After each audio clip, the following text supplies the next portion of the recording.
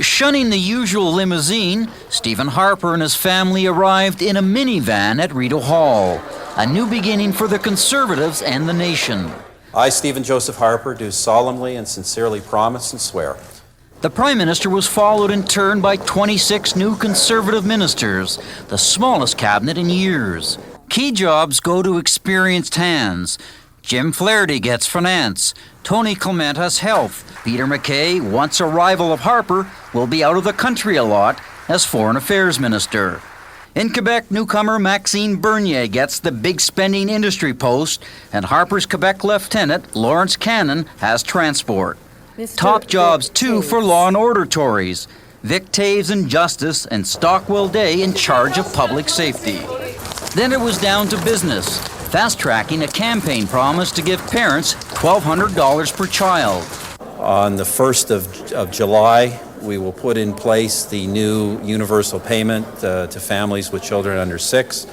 Cabinet also approved quick payments to grain farmers. All this designed to show a government of action.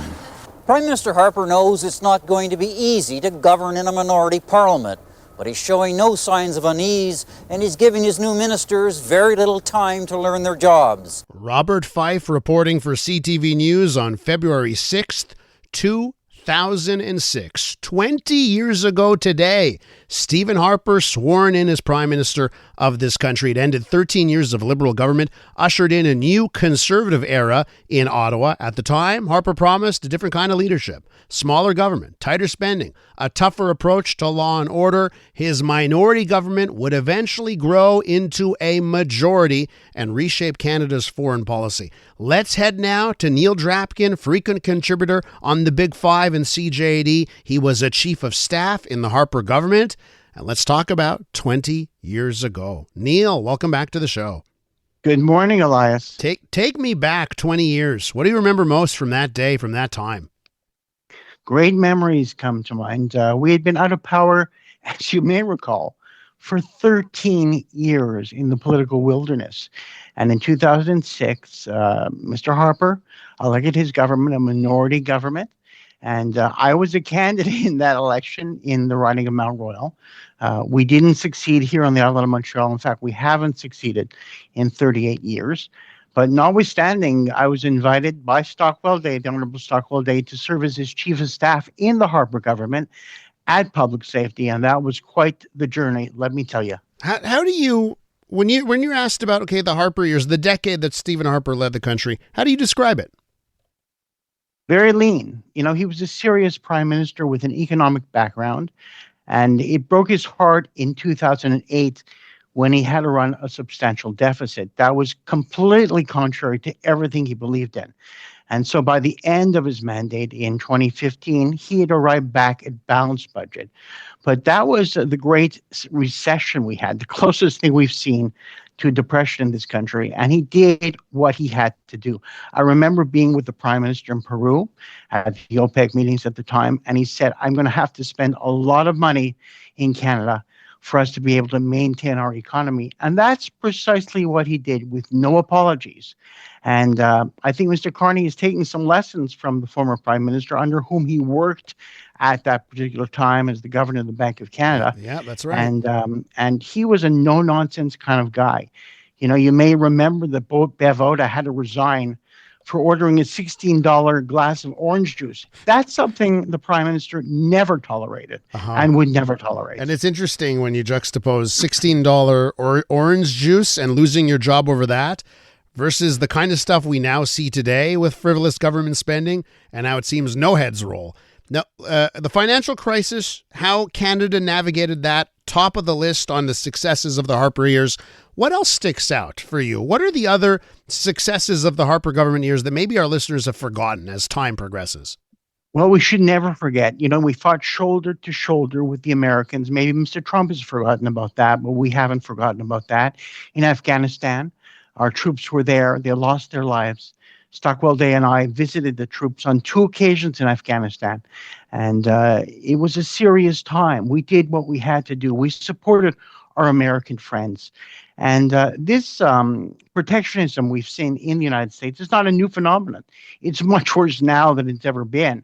But we had to deal with the Obama administration and the Buy American policies that they had, and their very protectionist stance they've had as well. And I had some very strong and heated conversations with the U.S. ambassador to Canada at the time to remind him very clearly that Canada was their best friend. So some of the notions and ideas that Mr. Harper is imparting now through the speech he gave the other night applies then, it applies now, and it'll apply well into the future. The U.S. is our best friend, but we need to diversify our markets and look for other places to export our goods around the world. We have the third largest reserves of crude oil in the world, and largely the oil remains in the ground. We did our best at the time to get that oil into the ground, to export it to the China, who said they would buy as much oil from us as we could send to them, but it's been a difficult trek. And hopefully Mr. Carney will be in that direction right now and build those pipelines that we need very badly. Now, I mentioned off the top, eventually Stephen Harper gets a majority government. Of course, this week, everyone's reminiscing. He's getting honors and awards and the official portrait. And, as happens with time, even people who were detractors of Stephen Harper, 20 years past, you're like, you know what? He was a good guy. I like that guy. What do you think is Stephen Harper's lasting legacy here 20 years later? Balanced budget. He ran a sound government. And it's unfortunate he handed off that government in 2015 to Justin Trudeau, who did the exact opposite. The debt was skyrocketing. The deficit was out of control. The Liberals spent and spent and spent over 10 years until Mr. Carney came into power, and hopefully he'll reverse the trend that we've seen. Foreign relations were at their lowest. We had no relationship with China, no relationship with India. Those are two of the most important markets, aside from the United States, in the world. And Canada must have a relationship with them. So I'm glad to see that Mr. Carney went to China. His foreign minister went to India. We're reestablishing our ties with them. And at this particular juncture in our history, that is vital to our economy. Is there one memory you have, whether it's from your time as serving as a chief of staff, whether it's being a conservative insider in that time? Is there a moment over the 10 years of Stephen Harper that you still look back on, not the financial crisis, but maybe some other big moment where a key decision had to be made? Maybe it's behind closed doors, something that you look back on that Canadians should know about? Mr. Harper didn't tolerate crime on our streets. There was a lot of counterterrorism policies in place. We made sure the Canadians were safe.